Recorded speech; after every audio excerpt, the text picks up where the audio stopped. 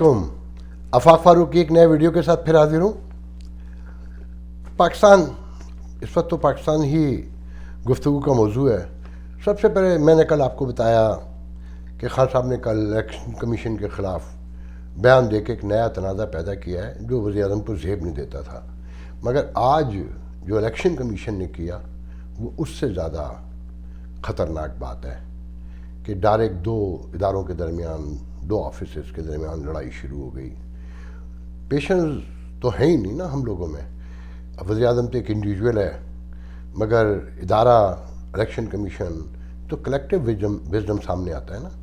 और बहुत सोचो विचार, खबर चलती रही एक दिन कि जी फैसला हो रहा है बयान देने का, जो नहीं देना चाहिए था।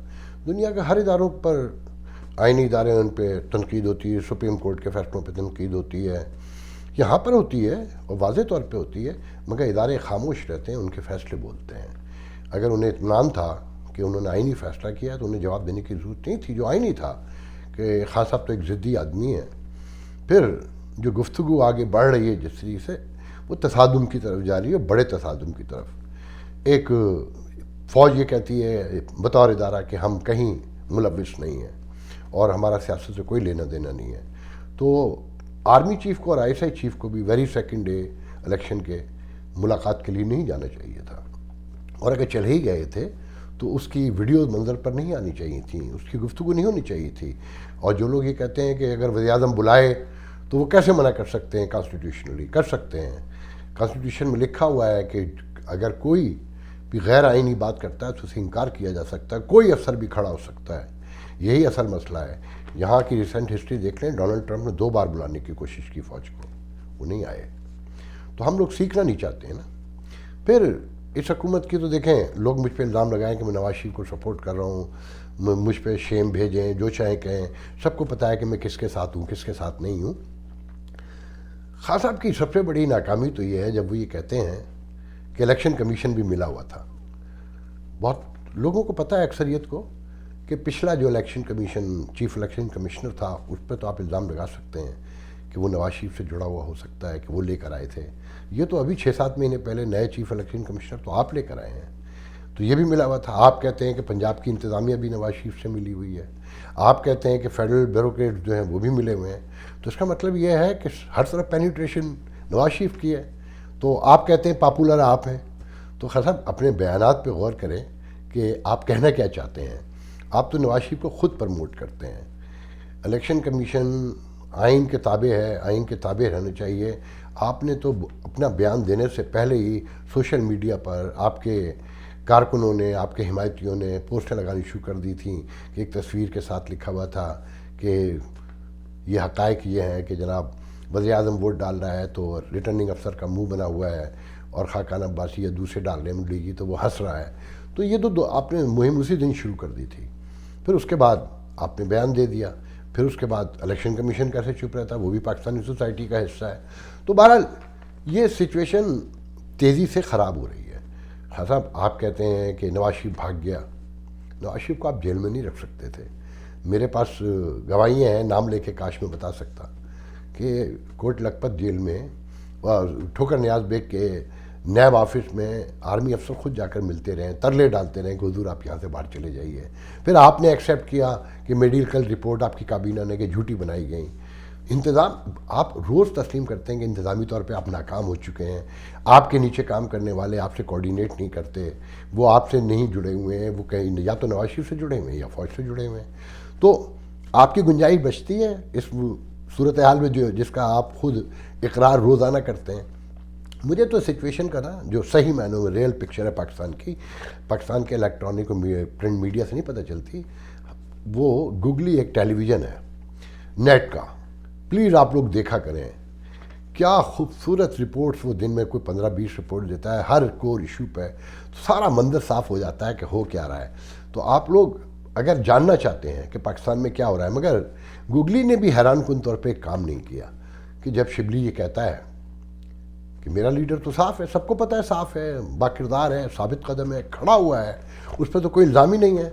तो काश गूगली जैसे चैनल सरहद में जो सिगरेट के स्मगलर, जाली सिगरेट बनाने वाले, लीगल टैक्स दिए बगैर चलाने वाले فیکٹریاں سگریٹ کی، اربوں خربوں پتی جن کو ٹکٹ دیا، کاش ان کے مالی اصل گوشواروں کی حقیقت، ان کی پولیٹیکل وزڈم، ان کا پولیٹیکل ورک، یہ سارے سامنے آنے چاہیے تھے کہ کون کس طرف سے کھڑا ہوا ہے، اس کی مالی پوزیشن کیا ہے، اس کی پولیٹیکل، اس کی سوشل اسٹینڈنگ کیا ہے، لوگ اس کے بارے میں کیا کہتے ہیں۔ تو گوگلی جیسے چینل کو یہ بھی کرنا چاہیے، یہ ہے اصل کام۔ سیاستدانوں کو خالی کہہ دینے سے کچھ نہیں ہوتا، ان کو ثابت کریں۔ یہ جو کہہ رہا ہے نا، اس پہ مجھے وہ شعر یاد آتا ہے جب شبلی اور یہ سارے وزیر بیٹھ کر کہتے ہیں کہ ہم تو صاف ہیں، یہ سب چور ہیں، یہ روز چوری کیے جا رہے ہیں، ذہنی طور پہ بھی مالی طور پہ بھی۔ تو وہ جان ایلیہ کا مجھے شعر یاد آتا ہے کہ کمال انہوں نے کہا کہ میں نے لکھ کے رکھا ہے کہ کہیں میں غلطی نہ کر دوں، کہ اے ایک شخص اے شخص اب تو مجھ کو سبھی کچھ ہے قبول، اے شخص اب تو مجھ کو سبھی کچھ ہے قبول، یہ بھی قبول ہے کہ تجھے چھین لے کوئی، یہ بھی قبول ہے کہ تجھے چھین لے کوئی، ایک شخص کر رہا ہے ابھی تک وفا کا ذکر، ایک شخص کر رہا ہے ابھی تک وفا کا ذکر، کاش اس زبان دراز کا منہ نوچ لے کوئی۔ تو شرم نہیں آتی ہے کہ آپ نے سب سے زیادہ ارب پتیوں کھربوں پتیوں کو ٹکٹ دیے، پارٹی کو نظر انداز کیا، اور شبلی صاحب یا شاہ محمود قریشی صاحب یا اسد عمر صاحب یا شفقت محمود صاحب، آپ بڑے نظریاتی بنتے ہیں نا، آپ کے نظریات بھی ہمیں پتہ ہیں، میں کہ چلیں آپ بڑے نظریاتی صحیح، آپ بتا سکتے ہیں کہ پیپلز پارٹی کا، مسلم لیگ نون کا کبھی کوئی سینٹ میں ممبر بکا ہو؟ اور دھونس دھاندلی سے تو آپ نے سینٹ کے چیئرمین کو ووٹ لیے، ڈرا کے دھمکا کے، اور بلکہ کہنے والے تو کیا کہتے ہیں کہ یاسر زرداری نے تو اپنے لوگوں کو خود بھی کہا کہ یہ ووٹ دے دو، وہ ان کی سیاست تھی۔ آپ ووٹ خریدنے کی دعوے نہیں کر سکتے۔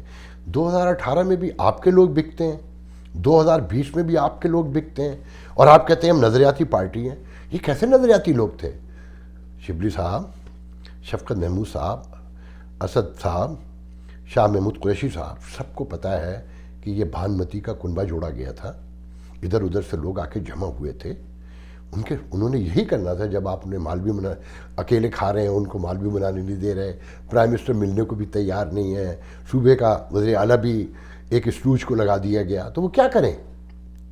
انہوں نے اپنا پولیٹیکل کیریئر بچانا ہے نا۔ ان کا پولیٹیکل کیریئر کیا ہے؟ وہ تو پیسے بنانے آئے ہیں، پیسے خرچ کیے ہیں، پیسے بنا، آپ نے پارٹی ٹکٹ دیتے ہوئے بھی پیسے لیے، انہوں نے خرچہ بھی خود اٹھایا، تو آپ کا کیا خیال ہے وہ مفت میں کام کرنے آئے ہیں؟ ان کا پولیٹیکل بیک گراؤنڈ کیا نوجوانی سے، وہ اسکول ٹائم سے کمیونٹی ویلفیئر کے لیے کام کرتے رہے ہیں؟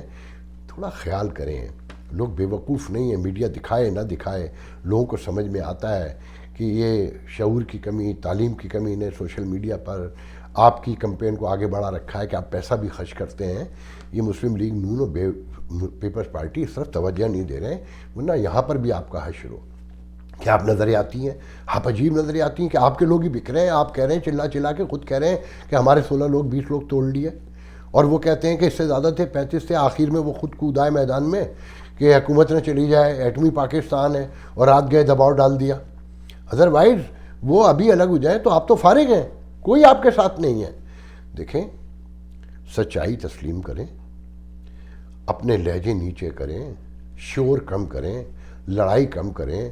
آپ کہتے ہیں کہ وہ اعتماد کا ووٹ لے رہا ہے، وہ لے رہا ہے، کانسٹیٹیوشنلی پڑھ کے تو دیکھ لیں کہ صدر کب کہتا ہے، پورے میڈیا پہ آ گیا نا یہ تو، کہ صدر کب کہتا ہے کہ آپ اعتماد کا کھو چکے ہیں۔ اور لوگوں نے جو آپ کہتے ہیں نا کہ جی ہماری خاتون سینیٹر کو تو پورے ووٹ پڑے، ہاں، تو یہ آپ کی پارٹی کے لوگوں نے کہا حفیظ شیخ قابل قبول نہیں ہے، وہ کسی طور قابل قبول نہیں ہے، وہ مہنگائی کرتا ہے۔ شبلی صاحب، آپ کے گھر میں تو روٹی پوری پکتی ہے نا، ایکسٹرا پکتی ہے۔ آپ کے والد صاحب بھی مال بنا کے چھوڑ کے گئے ہیں، میں گواہ ہوں اس مال بنانے کی تاریخی واقعات کا۔ آپ نے بھی مال بنایا ہوا ہے، آپ ایلیٹ کلاس سے تعلق رکھتے ہیں۔ اسد عمر صاحب، آپ، شبلی فراز صاحب، آپ، فواز صاحب، آپ کوئی بھی ہوں، آپ کے گھروں میں تو روٹیاں پوری ہیں۔ یہ 4 گنا مہنگی ہو جائے تب بھی آپ کو روٹی ملتی رہے گی۔ عام آدمی سے پوچھیں کیا ہو چکا ہے اور کیا گزر رہی ہے اس کے اوپر، وہ روٹی کیسے کھاتا ہے۔ تو اگر لوگ چاہتے ہیں یہ پاکستان کے سیاستدان اور فوج تو اپنے اپنے کردار کو ادا کرنے کی کوشش کریں، یہ واحد حل رہ گیا ہے۔ یہ اس کے آس میں یہ کہتے ہیں معیشت آگے جا رہی ہے، دنیا کا کوئی سوشل سائنٹسٹ، کوئی اکانومسٹ لے آئیے جو یہ کہہ دے کہ اس انتشار میں، اس افراتفری میں، اس سوشل پولیٹیکل کیاس میں اکانومی ترقی کر سکتی ہے یا کرنے کے کوئی چانسز ہیں. اور جو لوگ یہ ضد کر رہے ہیں کہ انہوں نے پولیٹیکل کردار ختم کر دیا ہے، وہ غلط کہتے ہیں. ایک تو اگر ختم کر دیا ہوتا یا ختم انہوں نے نہ کبھی یہ کام کیا ہوتا تو انہیں بیانات نہ دینا پڑتے. اگر اب بھی وہ چاہتے ہیں کہ یہ ملک بچانا ہے، اس کی حفاظت کرنی ہے، یہاں ترقی خوشحالی لانی ہے، تو خدا کے لیے اپنے کردار میں واپس لوٹ جائیے. انہیں لڑنے دیجئے. یہیں سے باہر کے پھول کھلیں گے. وقت لگتا ہے، کوئی ایسے نہیں ہوتا 2 دن میں 4 دن میں، کہ آہستہ آہستہ میڈیا کو آزاد کیجئے. یہی میڈیا انہیں ننگا کر کے سامنے کھڑا کر دے گا. مگر جب آپ یہ کہتے ہیں کہ یہ سیاستدان سارے چور ہیں، تو سب سے پہلے خود شرمندہ ہوں. یہ چور گن گن کے آپ لائے تھے. مجھ جیسے لوگ گواہ ہیں. ابھی تاریخ بھی زندہ ہے، اب لوگ زیادہ پڑھتے لکھتے ہیں، سوشل میڈیا ہے، انفارمیشن ہائی وے کا دور ہے، سب کو پتہ ہے. میں اس تفصیل میں جاؤں گا تو بہت لمبی ہو جائے گی. آج کے لیے اتنا بہت ہے. خان صاحب سے میری آخری ریکویسٹ ہے کہ خان صاحب اب بھی وقت ہے کہ سچائیوں کا سامنا کیجئے، اپنی غلطیاں مانیے، ریکنسیلیشن کی طرف جائیے. آج سے شروع کیجئے. ماضی کے گڑے مردے اکھاڑ کے کچھ نہیں ملتا. جن کی پیداوار آپ ہیں وہ بھی انہی کی پیداوار تھے. کرپشن آج بھی جاری ہے. اپنے آپ سے گریبان میں جھانک کے پوچھیے، تھانے دار نے رشوت لینا چھوڑ دی ہے؟ کسٹم نے رشوت لینا چھوڑ دی ہے؟ یا دوسرے جو پبلک کے ادارے ہیں جہاں پبلک ڈیلنگ ہوتی ہے انہوں نے رشوت لینا چھوڑ دی ہے؟ لوگوں کے کام ہو رہے ہیں. آپ کے ملک کی اکانومی صرف ریئل اسٹیٹ ہے. آپ بھی اسی پر زور دیتے. میں تو آپ کو سمجھانے کے لیے کہہ رہا ہوں، اور تمام تحریک انصاف کے لوگوں سے جو سوچتے ہیں سمجھتے ہیں غور کریں کہ آپ اپنی پاپولرٹی چیک کر لیں. 6.5 کروڑ 6.25 کروڑ ووٹ پڑا، اس میں 1 کروڑ 60 لاکھ آپ کا تھا. باقی کتنے ہیں، کس کا ہے، گن لیجئے. 10 کروڑ ووٹ ٹوٹل ہیں. 4.5 کروڑ تو تقریباً ڈالنے ہی نہیں آئے. اب آئیے ریئلٹی کی طرف آتے ہیں. گراؤنڈ ریئلٹیز کیا کہتی ہیں. ایک KPK میں آپ کی حکومت ہے جس پر الزام ہے کہ وہاں بھی ریگنگ ہوئی. سندھ میں آپ کا کوئی وجود نہیں ہے. پارٹی اچھی آگے جا سکتی تھی، مگر خاص طور پر پیسے والے لوگ چاہیے، بڑو چاہیے، جتوئی چاہیے، واڈا چاہیے. پھر جو نیچے تھوڑا بہت تھا انہیں بھی آپ نے خود بھگا دیا. دلچسپی تھی ہی نہیں آپ کی. بلوچستان میں کسی کی حکومت نہیں ہے، سب کو پتہ ہے اسٹیبلشمنٹ کنٹرول کرتی ہے. اور جتنا آپ کا وہاں حصہ اگر جو منظر پہ ہے وہ بھی گن لیجئے.